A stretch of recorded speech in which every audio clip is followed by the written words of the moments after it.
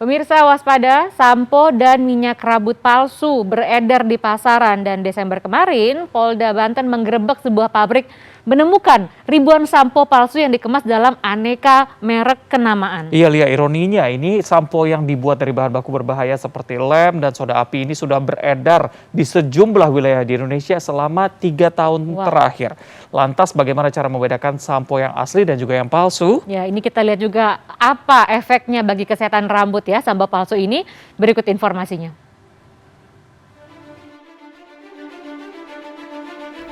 Terbongkarnya pabrik sampo dan minyak rambut palsu ini bermula dari penemuan ribuan sampo di sebuah warung di Kecamatan Mauk, Kabupaten Tangerang.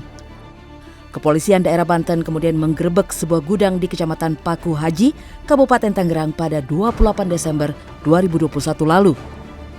Selain ribuan sampo palsu yang dikemas dalam aneka merek kenamaan, di lokasi polisi juga menemukan soda api, alkohol 96%, lem, bahan pengawet, serta pewarna makanan yang diduga sebagai bahan baku pembuat sampo palsu.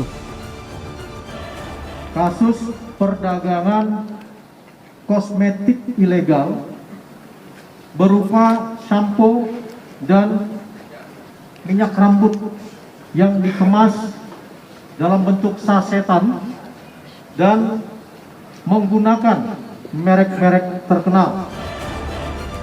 Atas kasus ini, polisi sudah menetapkan seorang tersangka berinisial HL.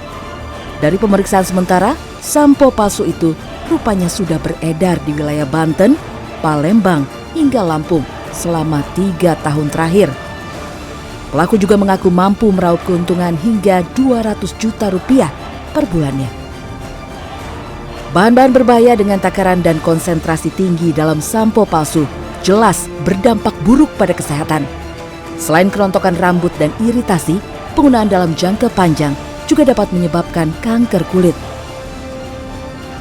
Untuk produk-produk yang berkaitan dengan menempelnya bahan tersebut di kulit tentunya bisa menjadikan suatu iritasi.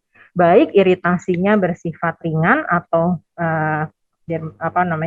menjadikan suatu peradangan pada kulit dalam kondisi yang bisa akut atau bisa sesaat atau bisa menjadikan kontak yang kronik.